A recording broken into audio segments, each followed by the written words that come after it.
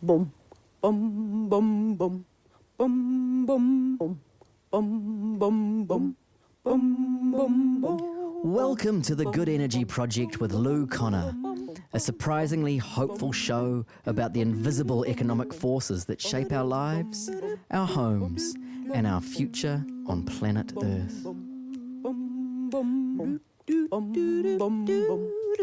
Kia ora, welcome to the Good Energy Project. I've been looking forward to this conversation for all year, since the beginning of the year.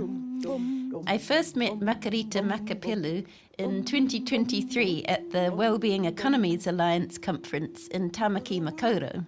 It was the end of a long day when I came into her presentation, and I remember just coming alive when she started speaking. She had this joyful energy and seemed to be kind of streaming with love as she described the community wealth building projects she's involved with in Porirua. The conference that day was full of interesting, inspiring people, but it was Makerita's story which stayed with me the most. And so we met again at last year's conference and organised to have this interview.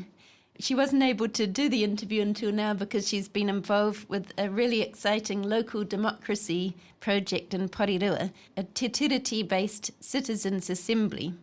And I've heard that that was a great success. So I'm really pleased to have you here today, Makerita. Thank you. I'll just give a tiny introduction. So you were born in your mother's village in Samoa and raised in Porirua. Mm-hmm. Yes.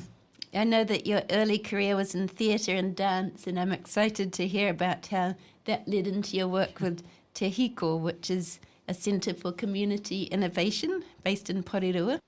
Yeah, in this project recently, I've been exploring a lot about how the sort of system of capitalism divides and separates us and creates inequality.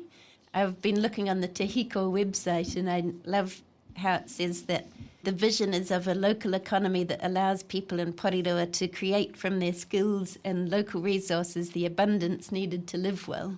So, you know, we've been chatting over coffee about the cycles of debt that people can get into and the oppressiveness of the economic system, and just this question of, like, how do people get free of that? And yeah, there's something about the way that you work with people that I find really magical, and so I'm just really excited to hear about that. So Te Hiko is part of Wesley Community Action, which is a Wellington-based organisation. We do all kinds of things. Specifically in my site in Cannons Creek, we see a lot of things come through our door, and one of the things we saw, like in the 2007, was people telling us that they were in really big debt, and debt for normal things like electricity. They'll get loans for normal kind of living, which really tells us that people can't live. Without taking, live on what they were making or earning or getting from the government. So, it really started us thinking about having a look, really. We spent 3 years looking around in our community around money, who the players were, talking to banks, talking to third-tier lenders, and gathering groups of people that were in debt, and willing to talk about their stories with us. And the first group, I might say, were 10 Polynesian women. Okay. Who really taught us a lot about when you are in debt, you isolate yourself. Okay. When you isolate yourself, nothing changes. Like, you stop answering the phone, you stop talking to people, you stop answering the door. You totally became really isolated. And of course, when you're isolated, it doesn't change. Nothing changes. You just feel really bad about it, and it spirals you down into depression, or what they were telling us. So they said that in this group, talking about their situation made them feel free because they didn't feel alone. So that's one thing we learnt about, supporting people through debt and through money issues was group work was really important. That's so cool how you got together to learn and that learning helped, was part of the solution, or the getting together was the first thing to help? Yeah, the learning and the sharing. And then the next thing that we noticed was that they were sharing ideas, from similar experiences of how they got out of something. So, groups that are together, they at learning together, they also share together. So that me as a facilitator, I don't really have to do anything. All I have to do is create a space that is safe enough for people to be able to bring their own selves to it. Fill up the space with whatever it is that they want to learn or know or share. And that was all I had to do. And provide food, because food is important. How do you make it safe? Because talking about money is can be so scary. Yeah, it is scary. It is scary. How do I make it safe? Well, we just make agreements with each other. That's one of the first things that we do. We create a agreement with each other, which we all share in. We all input in. And the question is, how do you create a space that you can participate in? And there's all the things that, for humans are really important that haven't got anything to do with intellect. It's about how we treat each other. And so it's respect, it's listening to each other, it's, the whole caring thing. That's that. And then at the end of our agreement, we agree on that. And if anything in the group happens that is tricky, I just pull out the agreement or the treaty and say, have we all been adhering to this? And they sort themselves out without conflict. Yeah, because they made that treaty, that agreement. They sorted out themselves. Yeah. So that was the beginning of Te Hiko. Yeah, that was really the beginning of Good Sense, where we were looking at debt in our community. Yeah, and while we were doing all of that, we also were learning about community-led development. And led is really the key word here, is that they lead us, our community lead us. And everything that we did back in those days really affirm what we do today. We only create the space and the process. Everything else is up to the people that are in that space. And that is really what, even with the People's Assembly, that's what I took care of.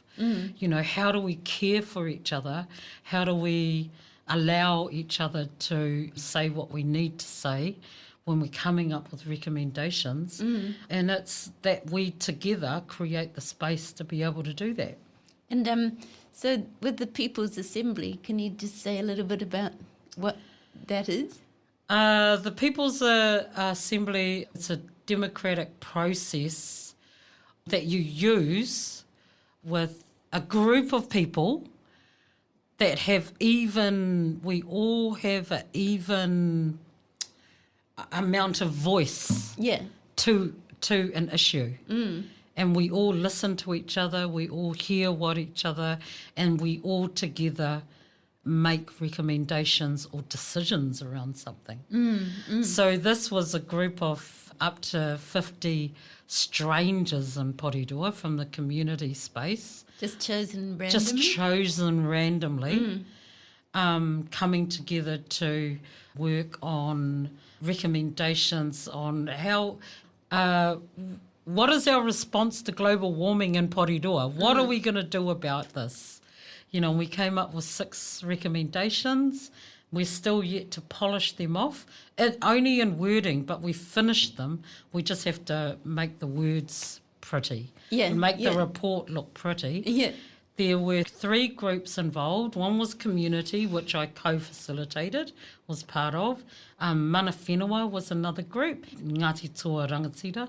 They held the space for this assembly to happen in Porirua. And rangatahi were all involved in coming up with these recommendations.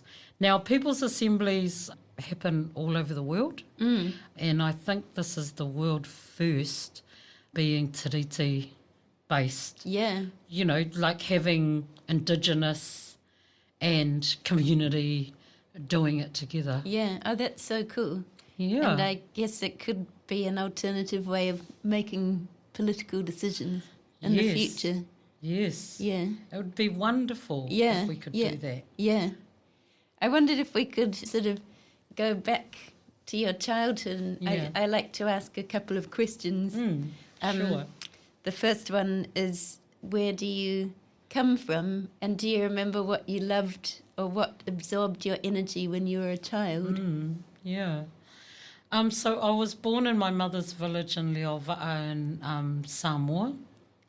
And my father was from the village Sa'angapu. I was 3.5 when we left New Zealand, but I have really vivid memories of Samoa just because of the colour and the warmth. It was just so different to New Zealand. And what I remember the most really about Samoa was my grandparents. And I didn't really understand a lot. It's only in retrospect I kind of work these things out. But I didn't really understand that my parents were my parents because I lived with I saw my grandparents were, they looked after me, or I looked after them. When you were 3? Yeah, like they were training me to be tautua. Yeah. And tautua is to serve, to serve, which is part of my culture. The minute you are born, you are tautua. When you can walk, you start cleaning, picking simple things as picking up leaves off the malai and you just learn that. And I was my grandparents' tautua.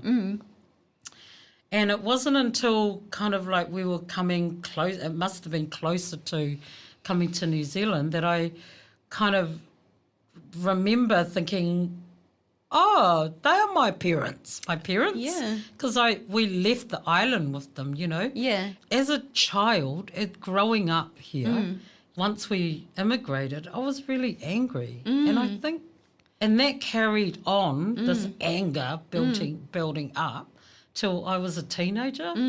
And I really believe it was about leaving my grandparents, and coming to the strange land. Was that in the context of a village when you lived with your grandparents? Yes, yeah, village life. He had a plantation, so he was a little bit out of the village.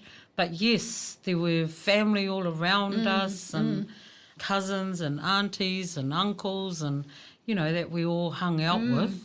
And suddenly all of that is gone. And we got, colds that lasted a year.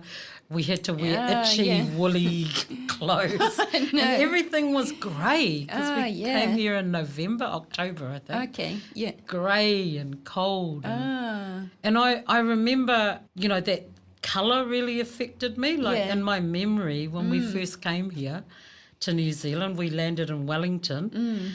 I couldn't see any colour. There was no colour. And I remember when I understood this woman saying hello to me, and then a big red, I could see this colour, this red bus coming past. I suddenly saw colour. So colour had something to do with language. The more language I picked up, the more colour I could see. Oh, that's so interesting. Yeah. And I heard you talk before about, is it levar? Oh, levar. Yes, the space between. So, yes, it is a very important thing in my culture, in Samoan culture, that we observe leva. Leva is the gap between you and I. And the way that I look after the gap between you and I determines what our relationship is. But because intrinsically I am tautua and I'm here to serve, it is with respect that I look after this gap. And this leva can be between you and I, me and my brother, me and my sister, me and my family, me and a tree. Yeah. You know, how I look after the taiao is important, you know, and then money, of course. How I look after my money, the gap between me and my money is important as well. Another question I like to ask is, do you remember when you first came across money? I remember that money, yes, I remember mostly that money was stressful in my house. My parents worked, you know, many jobs. And I was the oldest girl, so, you know, I looked after the house while they worked. And money was important to my parents because then they can support their people in the islands, which is absolutely their commitment, you know. And that's why they came, was it? Yeah, they came for a better, so that we could, their children can have a better future. And that they could support their families at home. Yeah, so it was like the big dream, bigger, better. Yeah. But then you were transported away from the village and your grandparents. And how did leva come here? Like, did that sense of tautua and leva Yes, come it carried on. Yeah. It carried on because my parents were, you know, they believed in it. And it was even unsaid, you know, that I look after my little sisters and my brother while they were working. And that is, you know, of service to my family and my parents. And then how to be respectful and host well, you know, is about leva. You know, so yes, it was brought with us, but I was still angry. So as a teenager, you know, I just played up merry hell. And yeah. What did that look like? Oh, it was terrible. I kept running away and causing my parents a lot of stress. And, you know, leaving home really young. And in those days, we could, like young at 14, 15, get a job. Oh, right. And work an income or social welfare helped you get a job. Right. Yeah. So you did that. Yeah. So I got many jobs, you know, young, worked in plastic factories or, you know, machinery places and then, you know, started having children. Oh, right. Yeah, really young, at a young age. How old were you when you started having children? I was 15. Really? When I had my first child. So I've been a parent for a long, long time. And then people just that I knew asked me to come and join them in this group that they were starting, He Aotearoa. And it was a community drama group that was using Augustus Boal's Theatre of the Oppressed kind of methods, like gathering, sharing your own experiences.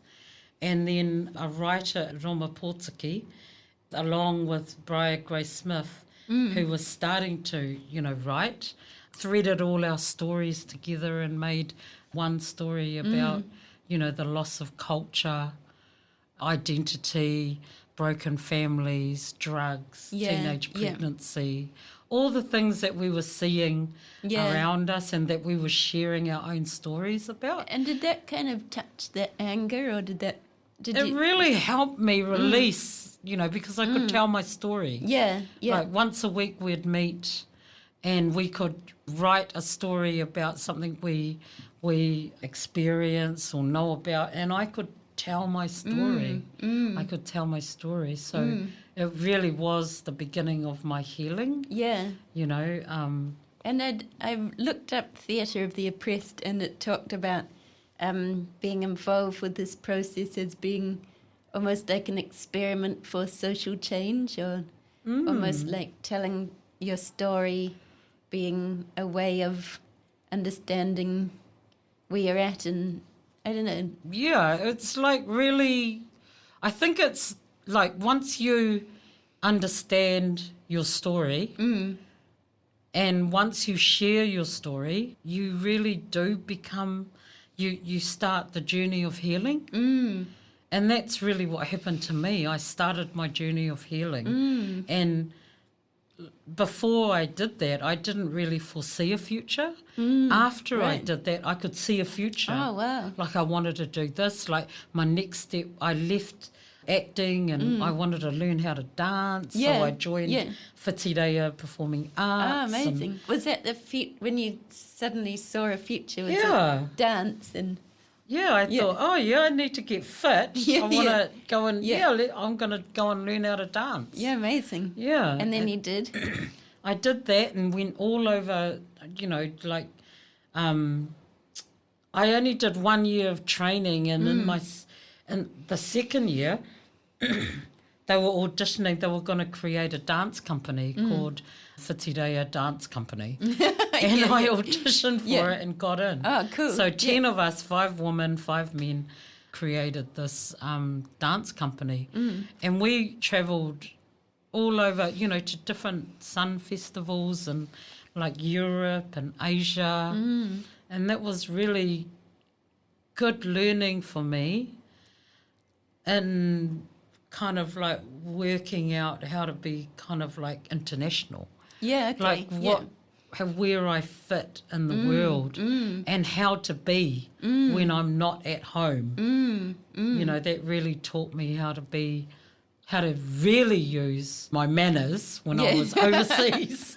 Okay. And how to act and how not to offend and, you know, all of that kind of things that are important when you want doors to open for you. Yeah, and it's the way that you treat people. And all the way along my life, that is the common theme. It's how you treat people, you know, through being tautua and looking after leva. All of that has been about how I treat people. And that's the stuff that I've brought to my work. You know, how to host well, how to help people overcome their trauma through being kind, you know, and giving them a feed. And actually listening to what they're saying and honouring their story, and then asking them, now what? What do you want to do with that now?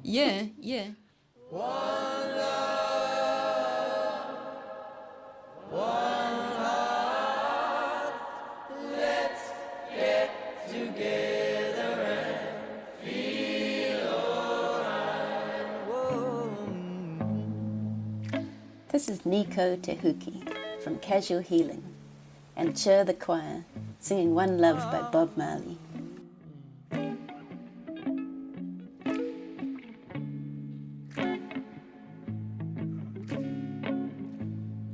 Let them all pass those dirty remarks. One love. There is one question I'd really love to ask you. One heart. Is there a place for the hopeless sinner who has hurt all mankind just to save his own? Can you hear me? One love, one heart. Let's get together and feel alright. Whoa. One love, one heart. Give thanks and praise to the Lord, and I will feel alright. How did you actually come to Te Hiko from the dance part of Okay, your... so I danced and then I left that because I really I really wanted to put some roots down. Yeah. So I left dancing and came home and, like discovered I was pregnant, and then got married. Oh, wow. Yeah. And had my baby, left, thought, oh, well, I'm pregnant. I can't do anything really. I'll just stay and be pregnant and have my baby. Yeah. And I really I cared about breastfeeding. Yeah. So I thought, I'll stay home until, I finish breastfeeding. Yeah. At least. But of course, money, we needed money. So I went back to work when he's 29 now, 29 now. When he was 9 months, Paiaka, my baby, I went back to work, and I went to work as a caregiver, Oh, okay. in a dementia unit. Oh, really? And I loved it. I really loved it. My mum is in a dementia unit, and I love the carers. I just I loved making sure that they were clean and fed and as happy as they could be. I loved it. Oh, that's and nice. that is all about, like this is the tautua and le wā coming through. And I did that for a little, I can't remember, a couple of years. And then and during them, because I was only casual, I thought, maybe I should do something, and thought about youth work. So this is when I came across Wesley for the very first time, where I was employed by Wesley at the same time as I was caregiving for dementia clients, the elderly. I started doing casual work for Wesley in Te Whare Whakapākeri, their old youth unit there. So I started to do youth work, and then my friends that were part of He Arahau called me, and they worked up north in Auckland, and said, hey, do you want to come and work with us? We're using theatre of the oppressed with youth. Ah, cool. And taking youth out of South Auckland, taking them up north to a marae, taking them through all the performing arts methods, and pulling together a show from their stories. Amazing, and then taking them back to show their community what they'd. So it was like a loop. I did a loop back to my my old root, my performing arts roots. Yeah. But this time I was taking youth through it. And that was great. I loved doing that. But it takes a lot of energy. I was getting older. and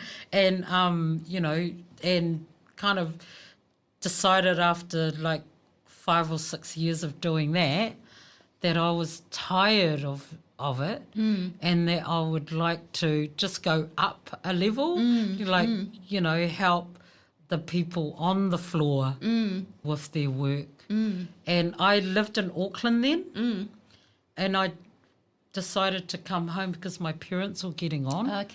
Come back to Porirua, and just rang, my old mates from Wesley, Community Action, and just said, heads up, I'm coming home. If there's any work, I'll be open to it. And by the time I got home, they did have something that they could offer me, and that was this role. And they thought that they'll just give me a 3-month trial, see if the team liked me or if I liked the work. And, of course, we all liked each other, I'm still here, and that was 2007. Oh, yeah. 18 years ago. Cool. Yeah. 18 years ago. And one of the things you were talking about when I first met you was savings pools. Yes. And a couple of years ago I interviewed Brian Innes, who came up with the idea of savings pools. He was talking about debt, like you were talking about, and how savings pools are this way of a group of people just getting together and pooling their finances and then being able to keep the resources in the local community. And I'm really interested in your savings pool and like how that came about and how that's going. Well, Good Sense is the course that we created with people that were in debt, the curriculum, you know, the whole idea of what would happen if third-tier lenders or all lenders, if their work dried up, which made us think, okay, we've got to support people to stop thinking about getting loans out or living beyond their means.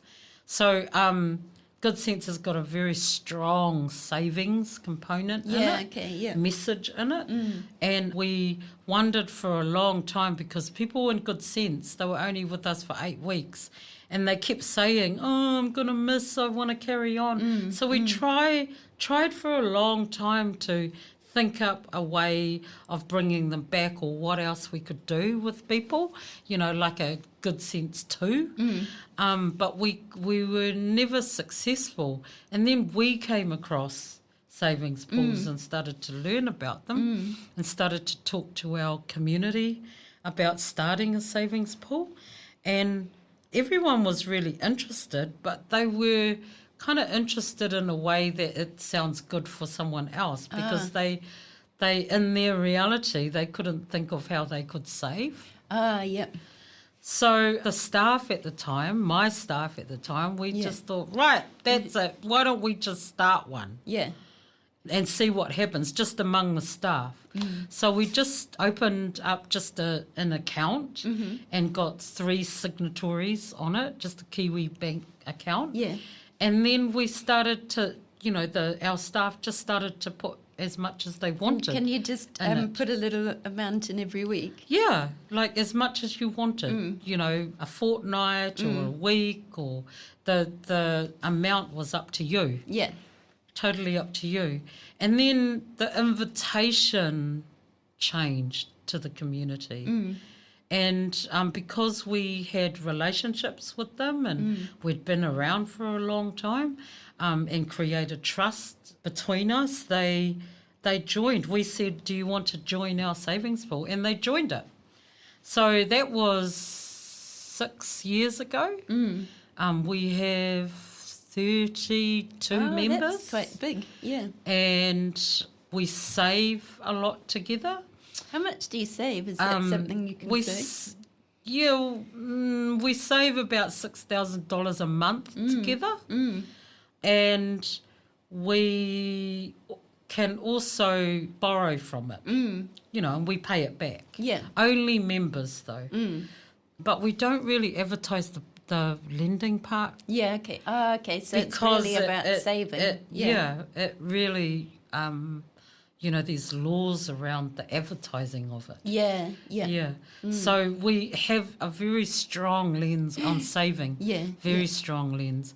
People that have joined and been part of us this whole 6 years, that before couldn't imagine themselves saving, have been saving. And it's wonderful when they ring us and say, oh, I need to take some savings out too. It's like, yes, sure, we'll transfer they're it. theirs to take out. It's theirs. But there's something really nice about doing it as a group or a team. So every 2 months we meet, and of course we're always learning new things come up, and we all kind of make decisions together about how we're going to deal with it. And we have a administrator that sits outside our pool that comes to our meetings, and he sends us our statements every month. Bruce Anderson, he's a treasure, he is. And he's actually talking to more people in his cohort and growing that pool of administrators. So is he training administrators? He's got a collective of people that are really interested and know how to. That's so cool. How to work a spreadsheet. He says that's all you need to know. Because number of people have talked about wanting to start a savings pool, but that seems to be one of the barriers. Yes, that's right. Takes a bit of knowledge of keeping the spreadsheet, and also takes a bit of time for the administrator. So Bruce is doing some really good work. Gathering people of that skill to administer for savings pools. That's so Because cool. that is our problem too. We Yeah. can't, when we're doing good sense and we tell the story of savings pool, we can't say we'll start one Yeah, yeah. because we're short of administrators. I remember Brian saying they had a game that you can play to get to know how it works. Oh, which sounds really? quite cool. Yeah. Yeah. I need to find out more about it. Yeah. Yeah, yeah. That would be great because it's quite a difficult thing to explain. Yeah, yeah. Because Yeah. Brian was saying there's been people who have been able to borrow to pay off their mortgage and to start a new business. And Yes. yeah, it's quite Yeah. powerful. Yeah, it is powerful. It really, and with our community, a lot of it is around family. Because we are really close to another savings pool from another community, the Pitioni savings pool, and they're different to us. They have lent money for house trucks and things like that. So bigger things. So we're really different in that. Yeah. You know, instead of people going into debt for electricity bills or paying off their rates or things, you know, normal things, or filling up their fridge at Christmas, right, yeah. freezers at Christmas.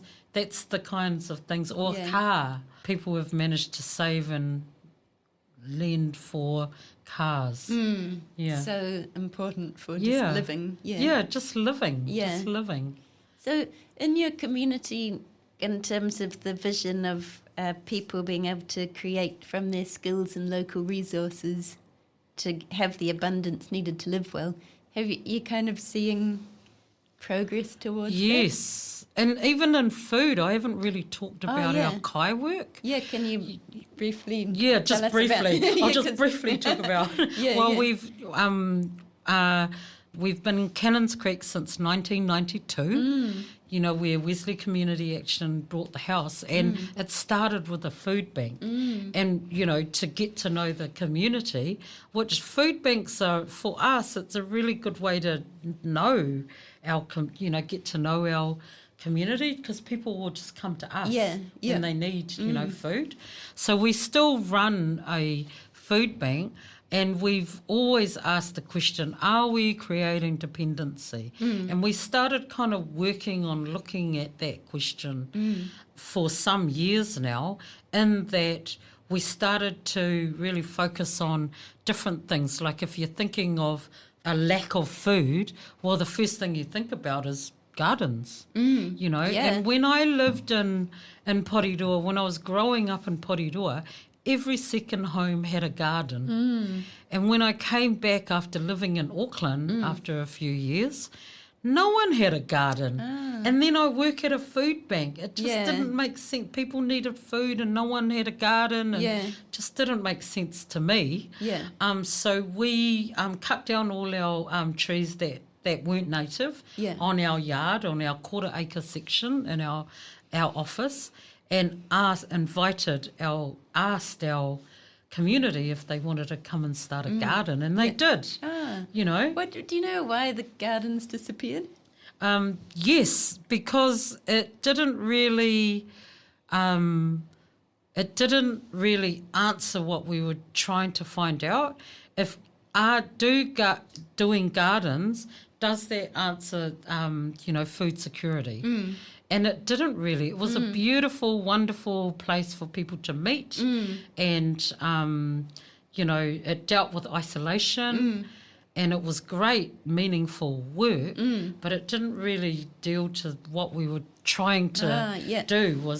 So we found the co-op model. And there wasn't enough fresh food coming into our community. And we found down in Christchurch through Food Together, and we being, at the time it was Regional Public Health, partnered with us and went down to Christchurch to Food Together to learn about a fruit and veggie co-op. So we brought that back. It started in Cannons Creek. We piloted it, and before the 6-month pilot was over, other communities came to us and asked us to start. So we've got 11, 12 other communities now. It's over 10 years old, and what we really loved about it is the more people, that the join cheaper it, it gets. the more produce we can get together, you know. So, and it kind of cuts out the middleman, the supermarket. And so so we support, we umbrella the Wellington Regional Co-op. Yeah. And we've been playing with all kinds of things like we now sell in Cannons Creek meat. Oh, do you? Partnering with Preston's. Yeah. We sell eggs through it. And then starting to look at how do we support our local growers, like local backyard growers when there's so much produce already at the same time. How do we get that produce into the mix and so that they can have a little bit of money so we can have uber localised food. Yeah. So we're actually piloting that. Yeah. And another part of our Kai team is composting. Really rich, nutrient-rich composting and using that compost to propagate. So we do every Tuesday, Gina Wong propagates plants and people buy them for the season. So veggie. Veggie plants, yes. Oh, that's cool. Yeah, And seasonal. is that part of the co-op too? Yes, we're piloting as that at the moment. Yeah. Yeah. Yeah, I've got a really good team. I want to mention their names because I don't feel like I do this work alone. Yeah. Corey Hope and Gina Wong and Adrian and Linda Pine are our Kai team. And in our local economics, it's Ruth Nonu with me as well. I step in and out. And because consumerism really affects the, taiao, we've got to focus on reforesting our hills around us and looking after our water. And because our harbour is so, Porirua is so polluted, everything around it we want to look after. And we've got our community, our men's group, looking after that part of our work, which they've called Ngāhere Korowai. So we've got Shelby Lockwood looking after that space now. And then, of course, there's Kenna and David, the rest of the Wesley team, all, supporting it. We also work with grassroots experience of supporting people with methamphetamine. Right, yeah. Whānau affected or people affected. And that is a national movement. And we backbone that and the national worker and the Porirua worker, Rowena Wiki and Oceana Hohaia, work that. Yeah. Oh, that's amazing. I read on the website you've got this analogy of blowing on sparks until they turn into a big fire. Yeah. And I get that impression of all these sparks that you're fueling. Yeah, and that is the meaning of Te Hiko. It's a spark. Te Hiko means the spark. And that's why we named it Te Hiko, because there's all these amazing sparks. And these sparks are people in our community with lived experience. Yeah, yeah. And they probably can solve and they have solved a lot of complex issues just by asking them about their, just asking them. Because they're in the issue. Yeah, they're in the issue. And if you ask them, what do you think we should do about that? They know. They know. And I'm not sure why policymakers don't ask them, or why they aren't the policymakers. Yeah, yeah. And that talks to, a while ago I talked about the really big gap between policymakers and people with lived experience. Yeah. And I really think that at the moment, Te Hiko are the interpreters of both sides. Because you've been overseas and gone to big conferences and connected with people in the UK. Yeah. So what is your So there is a experience real gap between, and I see it here, between the policymakers and people that are living in the issue that the policymakers What's the cause, are. do you think, of this gap? What's the cause? Yeah. Oh, I just think that's different realities. Yeah. We've got to understand that there are different realities and that these realities need to come together. Yeah. How do you think they could come together more? Well, I think that, Te Hiko, we're really trying to work on that. So we've got Just Change. It's, people with a bit of money to donate to Te Hiko. But they don't just want to donate to Te Hiko. They want to learn as well and walk alongside us and learn what we're learning. So these are different classes of people coming together with us, the workers, and we bring the community. So there's a bridge in the gap already. And then we have a Te Hiko learning forum where it's the Hut Council, the Wellington Council, the Porirua Council, and Kāinga Ora, different organisations get together twice a year that we facilitate and do some learning together. What are we seeing? What are we finding? How do we talk to our community that brings out the best in our community? So we are trying to work on and ways creating to these spaces. Creating these spaces where the two worlds can come together. Because one thing I'm interested in is how could there be more sharing of resources between different communities that might have more wealth and less wealth? And I mean, do you have any ideas about that? Well, at the Just Change that I've just, So how do you get talked involved with that? Well, our director David Hanna just invited people to do that. Just to give it a go. Over COVID, people that usually go overseas, couldn't, and they just got a hold of David and said, I've got some money, I want to donate. And he really saw an opportunity to bring the two worlds together. Because in the past when, what are they called? Philanthropic trusts have funded us for things. The most powerful thing that happened in that was that they came to the community and what they found in just doing that and being in the community, they learnt just so much. So it is really important to bring the two worlds together because you can't control what they will learn or what the outcome is, but just the exposure alone creates something. And what I've heard, I loved hearing about tautua and leva, and it seems like it's not just that some communities have wealth and others don't, because that seems like a cultural wealth. And you were talking a while ago about indigenous peoples have so much to offer in terms of reshaping the economy. And it seems to me like this bringing together and bridging is a real sharing of different kinds of wealth. And the other thing that's really important from your observation just now is that Indigenous people don't think singularly. We think together.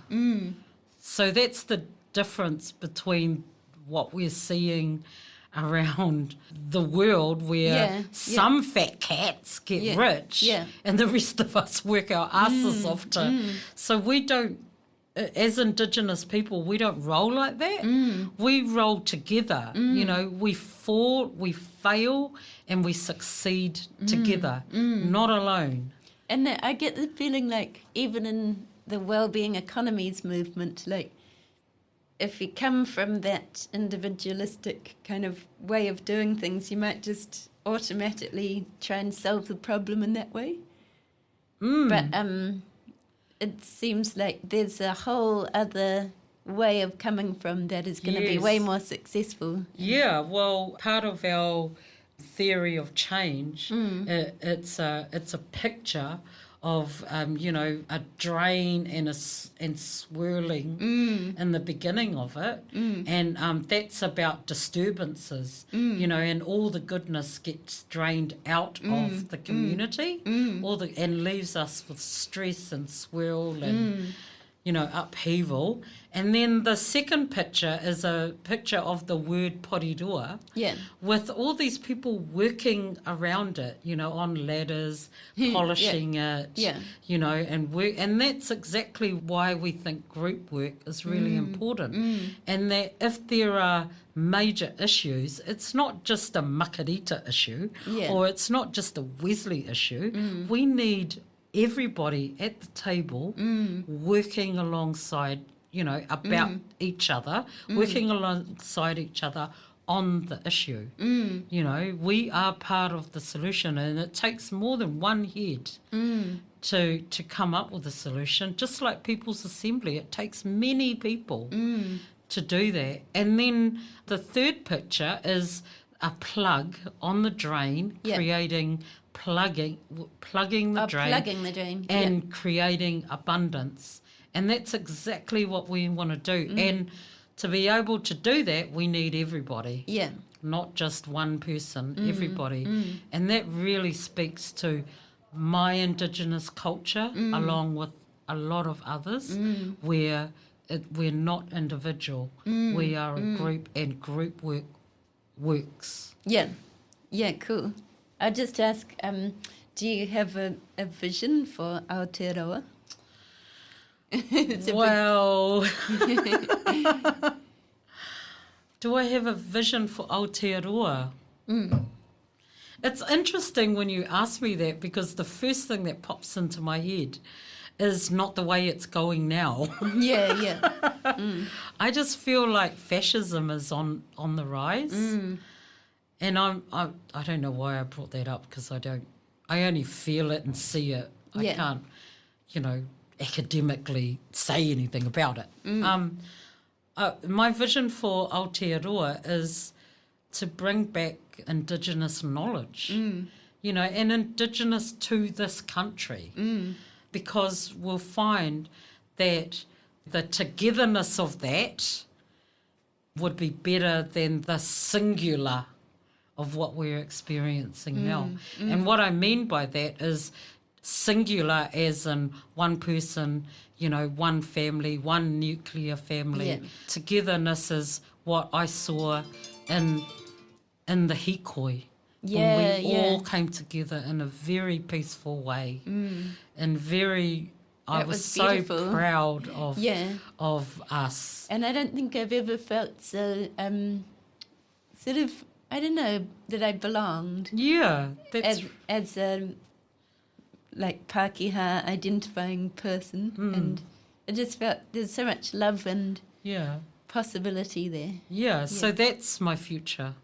That's what I hope for Aotearoa. Oh, I love that. Is the togetherness and the love and the building together. Yeah. Our nation. And I love what you say about you just have to create a space that feels safe, and then it all comes out from the people. Yeah. So don't have to do all the muscle work. Yeah, that's right. Yeah, it's great. I love my work. Oh, that's so nice. I've got one more question. If you imagine that you are 85 and sitting on a favourite chair with a favourite drink, looking back at your life, what do you feel most proud of?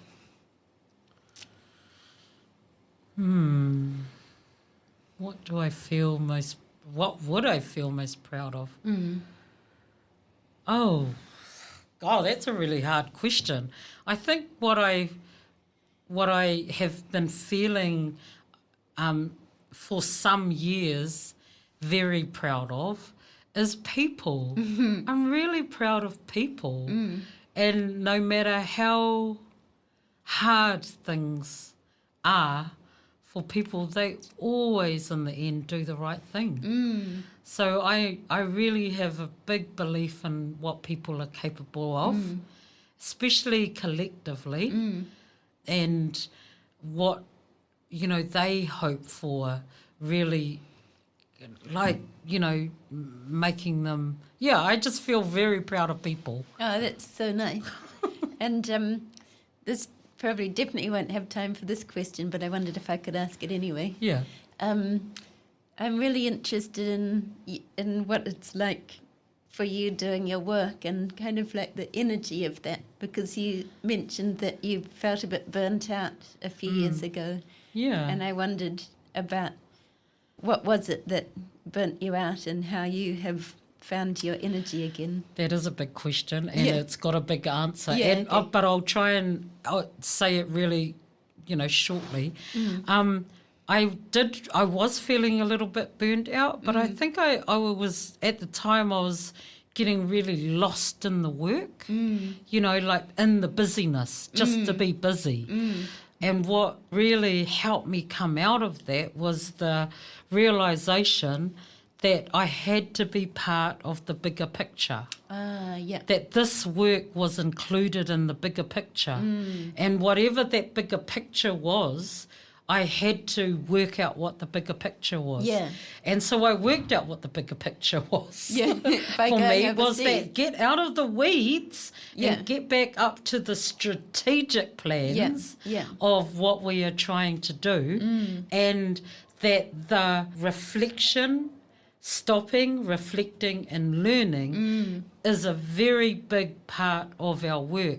So make the time for it. Yeah. That's cool. Thank you. I think that'll be great. Yeah. Anything I else hope- that you want to add? No, thank you for the opportunity, Lou, and having the conversation. I love talking through things. Yeah. Me too. Through conversation. I could definitely spend another hour. And I've got so many more questions left, but this has been really cool. Yeah. Thank you. Thank you for having me. My pleasure. Let's get together and fight this holy Armageddon. That was the Good Energy Project with Lou Connor. If you like the show, you can subscribe at thegoodenergyproject.substack.com or listen on Spotify, Apple, or most other podcast platforms. Whose chances grow thin. And a special thanks to local Paikakariki musician Nico Tahuki for letting me use this beautiful track from his album Driftwood. Can you hear us?